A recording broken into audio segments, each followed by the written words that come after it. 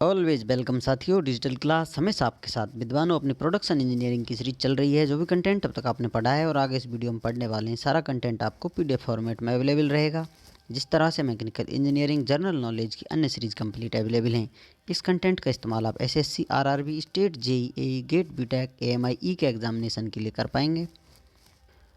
इससे पिछली वीडियो में साथियों हमने कैविटी हम बनाते हैं या मोल्ड बनाते हैं, उसके लिए किस प्रकार से हम मोल्टन मेटल जो होता है उसको पोर करते हैं, उसके लिए गेटिंग सिस्टम के बारे में जानकारी ली थी। गेटिंग सिस्टम में क्या क्या चीज़ें होती हैं जो इस्तेमाल की जाती हैं, क्या क्या लॉजिक लगाए जाते हैं, उनके बेसिस पर चीज़ों को बेहतर करने के लिए विभिन्न प्रकार के इंतजाम किए जाते हैं। स्कीम बॉब है जो रनर में उभरा हुआ हिस्सा होता है। टाइप्स ऑफ गेटिंग सिस्टम हमने देखा था, तो गेटिंग सिस्टम को किस प्रकार से हम डिज़ाइन कर सकते हैं, किस किस का हम इस्तेमाल कर सकते हैं, कुछ चीज़ों के ड्रॉबैक होते हैं, कुछ एडवांटेज होते हैं साथियों। तो टॉप गेटिंग सिस्टम के बारे में हमने जानकारी ले ली थी। अब आते हैं साथियों बॉटम गेटिंग सिस्टम की तरफ। गेटिंग सिस्टम सभी अपना अपना रोल अदा करते हैं, लेकिन टॉप बॉटम मेजर रोल है जो हम काम में इस्तेमाल लेते हैं इनका। Molten metal field from bottom, यहाँ क्या होगा साथियों, जैसा आप जानते हैं पिछली वीडियो में आपने ज़रूर देखा होगा, जिस प्रकार से मेटल पोर किया जा रहा है उस हिसाब से उसका नामकरण कर दिया जा रहा है। And cooler material will be at the top, cooler टॉपर होगा। So temperature gradient are unfavourable in nature, तो यहाँ पर टेम्परेचर जो ग्रेडियंट होगा अनफेवरेबल होगा नेचर में। लेस टर्बुलेंस, क्या होगा, टर्बुलेंस इसमें कम होगा, और सैंड एरोजन भी कम भी होगा। तो यहाँ पर कुछ एडवांटेज, कुछ ड्रॉबैक, कुछ डिसएडवांटेज हैं। जैसा कि यहाँ आप समझ सकते हैं साथियों, ये कैविटी आपकी, आपने मोल्ड बना लिया है, यहाँ पर गेटिंग सिस्टम यहाँ बना लिया है इसका। यहाँ से आप लेडल से इसमें मेटल डालने वाले हैं, मेल्ट कर कर उसे। तो यहाँ पर अब नीचे से एंट्री मारेगा, इन गेट से ऊपर की तरफ बढ़ता हुआ चला जाएगा। तो ऊपर जो मेटल होगा वो ठंडा सबसे पहले होगा साथियों। नीचे से मोल्टन मेटल, हॉट मेटल आ रहा है, एनर्जी बहुत ज़्यादा उसके पास। ऊपर स्पेस है जो एयर पास हो सके यहाँ से।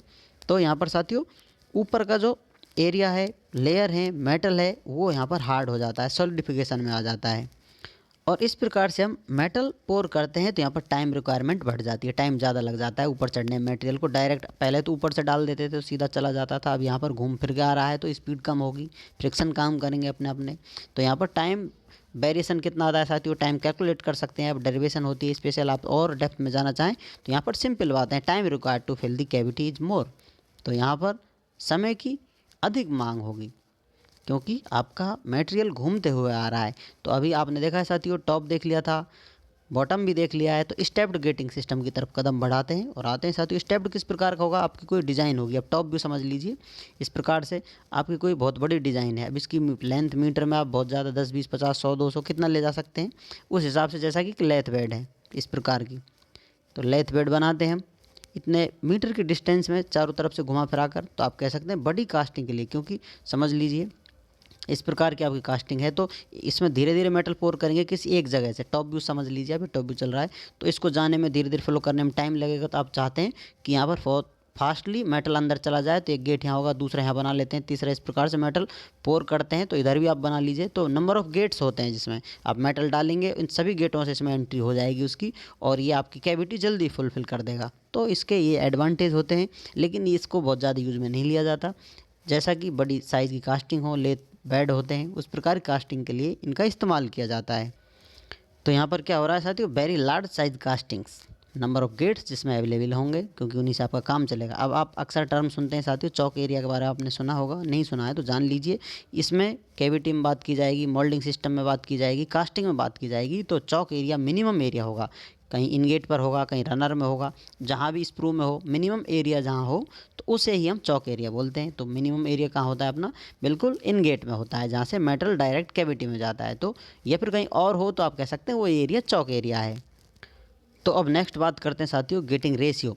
गेटिंग में रेशियो होते हैं साथियों, तो किस प्रकार से डिफाइन किए जाते हैं, कौन कौन से रेशियो होते हैं जिन्हें हम स्टडी करते हैं। तो रेशियो ऑफ स्प्रू का जो एरिया होता है उसका रेशियो टू किससे होता है, ये होता है एरिया ऑफ रनर का। इसका रेशियो साथियों इस प्रकार से रेशियो में होते हैं, ये है एरिया स्प्रू, ये रनर का एरिया होता है। क्रॉस सेक्शन एरिया की बात की जा रही है साथियों, इस प्रकार से जैसा कि आपका स्प्रू लगा हुआ है तो यहाँ इसे क्रॉस कट कर देखेंगे तो इस प्रकार से टॉप व्यू होगा इसका, तो गोल राउंड होगा, इस प्रकार से सर्कुलर होगा। तो इसी प्रकार से क्रॉस सेक्शन एरिया है, कहीं मिनिमम होगा, कहीं मैक्सिमम होता है। तो वो सब आपने बता दिया था, चौक एरिया मिनिमम होता है, कहीं कहीं जैसे इस प्रकार से निकल जाए तो यहाँ पर क्रॉस सेक्शन एरिया बहुत छोटा होगा, तो उसे आप चौक एरिया बोल सकते हैं। तो यहाँ पर getting ratio, area of sprue, ratio area of runner, ratio area of ingot, तो इस प्रकार के रेशियो आपको देखने को मिल सकते हैं।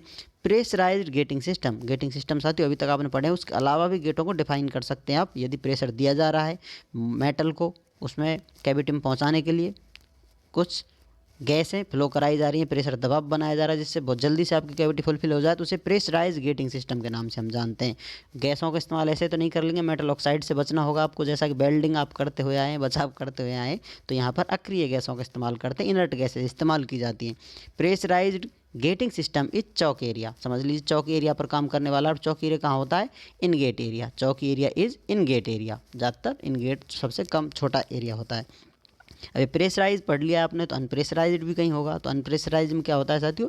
यहाँ पर चौक एरिया क्या होता है? स्प्रू एरिया वाला होता है, बड़ा एरिया को चौक एरिया बोला जा रहा है। तो वहाँ से आपको प्रेशर नहीं देना पड़ेगा किसी जो आपका मोल्टन मेटल है उसको एंट्री कराने के लिए कैविटी में। तो इस प्रकार से आप क्लासीफाई कर सकते हैं। उम्मीद करते हैं विद्वानों वीडियो में दी हुई अब तक की जानकारी आपको अच्छे से समझ में आई होगी।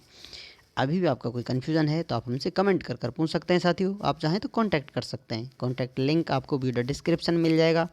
वीडियो को अंत तक देखने के लिए, चैनल को सपोर्ट करने के लिए आपका दिल की गहराइयों से बहुत बहुत धन्यवाद। मिलते हैं नेक्स्ट वीडियो में, तब तक पढ़ते रहिए, व्यस्त रहिए, मस्त रहिए। जय हिंद, वंदे मातरम।